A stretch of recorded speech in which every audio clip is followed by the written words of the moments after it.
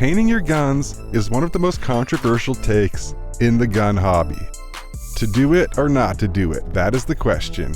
And I was thinking to myself, it'd be cool to turn my gun here into what looks like a cartoon. And I've never painted a gun before, so I thought, why not paint one of my B&Ts? You know, just paint one of these beautiful Swiss masterpieces, and we'll see what happens. So this video is going to be me doing that. So if you like B&Ts and you're one of these people who hates painting your guns, and you don't want to see someone just defile a beautiful B&T right now, then I say turn away. This is not the video for you.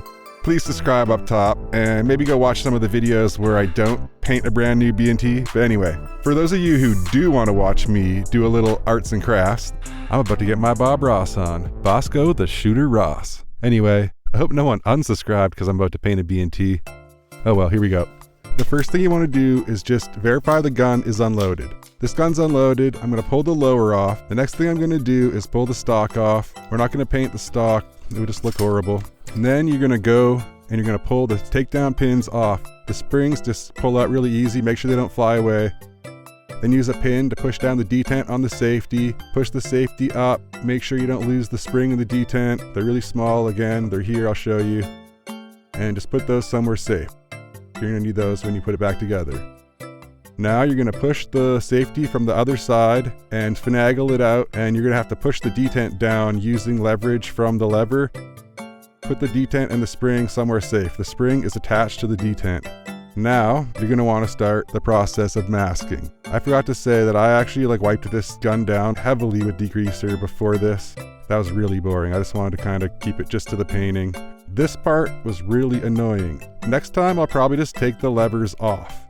I wanted to do this as easy as possible, but also as good as possible. I might take them off the next time because it was not as easy as I thought it was going to be. This was an absolute nightmare.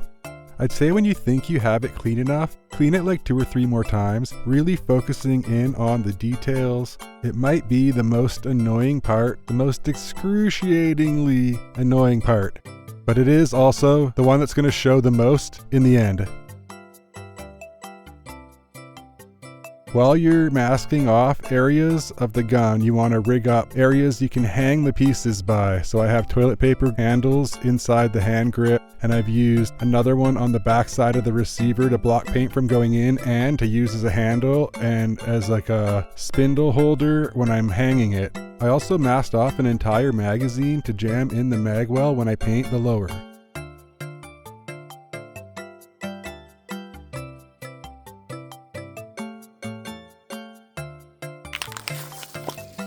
When I went to go spray this can, I noticed that I didn't have a nozzle, but luckily it had fallen on the ground. But this is where I made my first mistake. I hadn't shaken the can enough. You really got to shake the piss out of these cans. And the first spray onto the handguard actually sprayed a little bit of powder right across the left side of the handguard, and it left this really sandy, kind of sandpaper-ish finish, unfortunately. I didn't record the painting of the handguard, unfortunately, but here it is hanging. Here's some footage of me spraying down the magazine, just light, even coats. And then me spraying down the lower receiver, which is probably the most intricate part on the whole job. A lot of nooks and crannies to get into. I was trying to use the proper painting technique of spraying before I hit the lower and then dragging the spray into the lower. Just really trying to focus on not keeping it too close and not keeping it on the same area for too long so we don't get any puddling or dripping. You can see how useful the magazine is in that magwell for manipulating the lower around at different angles, because there's so many different angles and crevices on this lower. It just made it really easy for me to hit every little bit of it.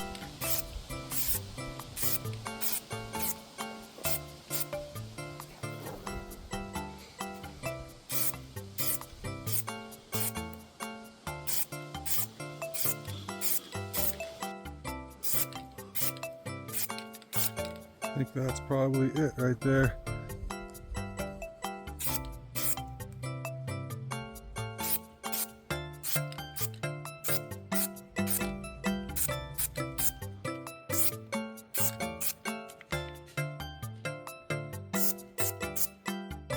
Here's just a little shot of the pieces drying, hanging in a tree.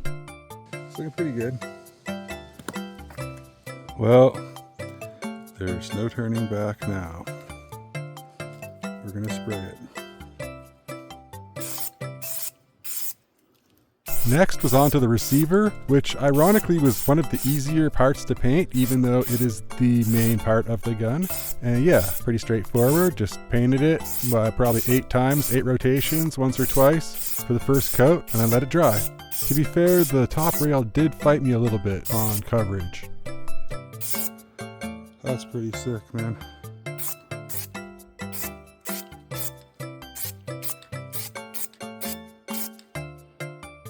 So the first coat went on pretty smoothly, aside from the fact that I did drop the gun, the receiver, in the dirt, putting it on the drying rack like an idiot. But other than that, I put on a second coat, let it dry, and everything was looking pretty clean. Afraid to go any further than that. I think that's all I need. Damn, this shit's looking like clean right now, dude. Oh yeah. A few moments later. Well, I dropped my super expensive Swiss cat in the dirt when I was painting it.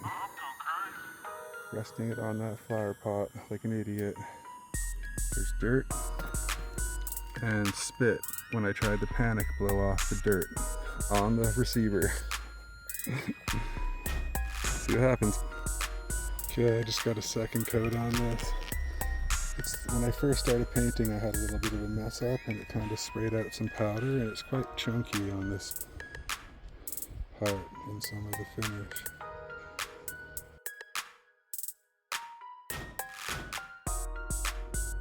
So you can see where I spat onto the receiver when I was trying to blow the dust off. You can see some dust there, a little bit of dust there. All in all, like, it looks pretty clean though, I'm not gonna lie. Like, look how clean the, like, you even see the B&T engravings under the paint. Shit's clean. You see that?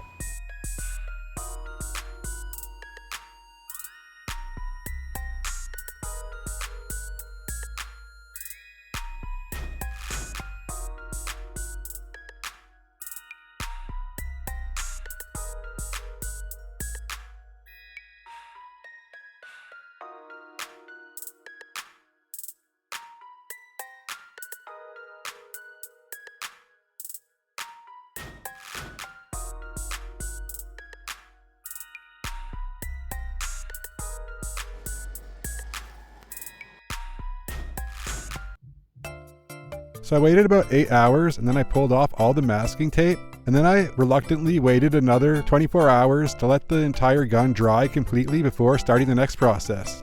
As I sat there looking at my freshly painted green gun and a pile of Sharpies, I thought to myself, should I do it or should I just leave it? And I decided to do it. I'm not gonna lie, the first stroke I took on this beautiful Swiss gun with that Sharpie, my heart sank. The Sharpie is dry. I bought them from the dollar store like 3 days ago for the purpose of making this video, and they're dry. So like any rational human being, I did the obvious.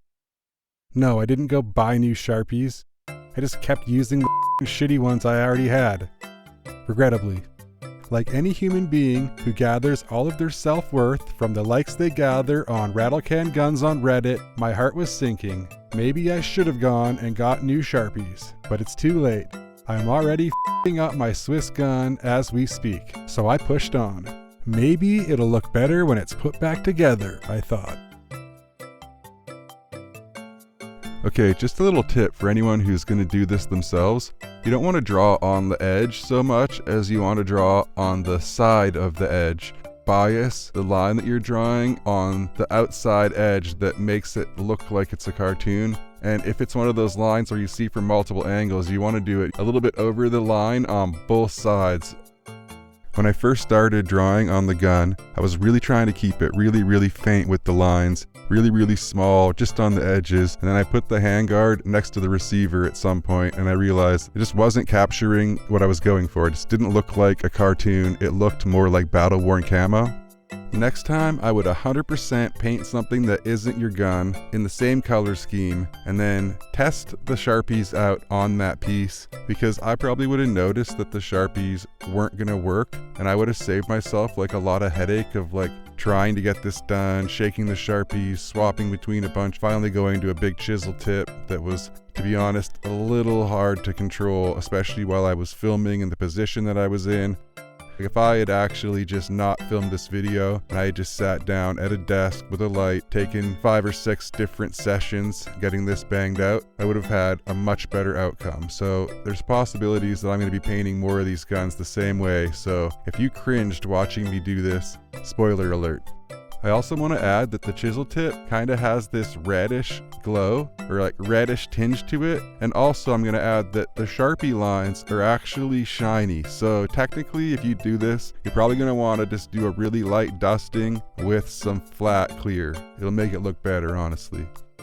So I ended up going over a lot of the lines many times, many different Sharpies and whatnot, and I probably should have taken my time with it a little more. I had fun with it. The first time I messed up, it was horrific. The second couple times after that, also horrific. That's kind of supposed to be the look. It's supposed to be kind of like a sloppy drawing, like a sketch, right? Next time I might try and spend more time with it and really dial it in. Anyway, I'm gonna leave you guys a little bit of a montage here of me kind of just finishing up this gun. Yeah, I hope you guys like the music.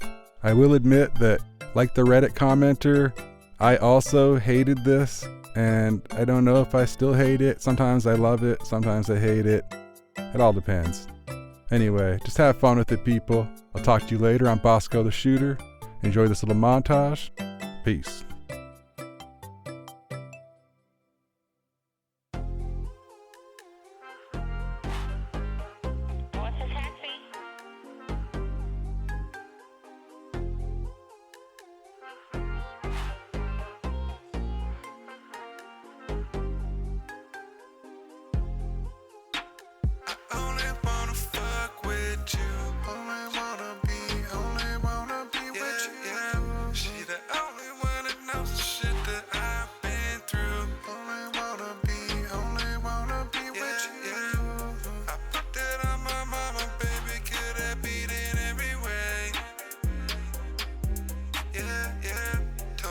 She's here to stay, my mama told me she's here to ride my wave.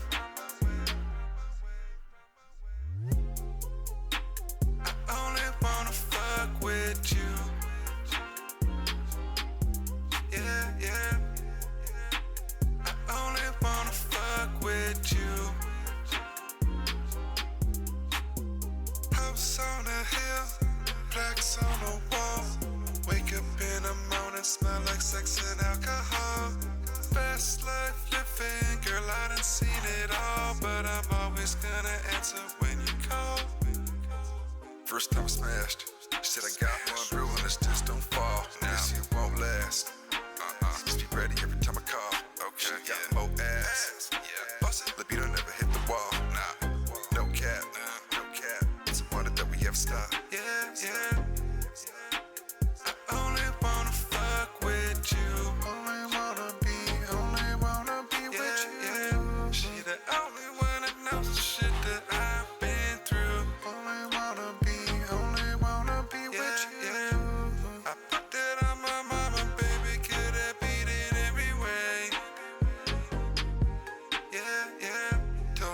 She's here to stay, my mama told me she's here to ride my wave. Yeah. I only wanna fuck with you. She told me don't fall now. I only wanna fuck with you. I think I dropped the ball now.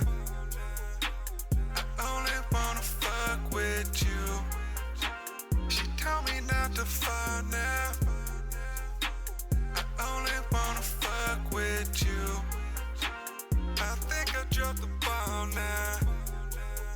Girl, you can tear up my black book. Tear it up. Delete all them bitches off my Facebook.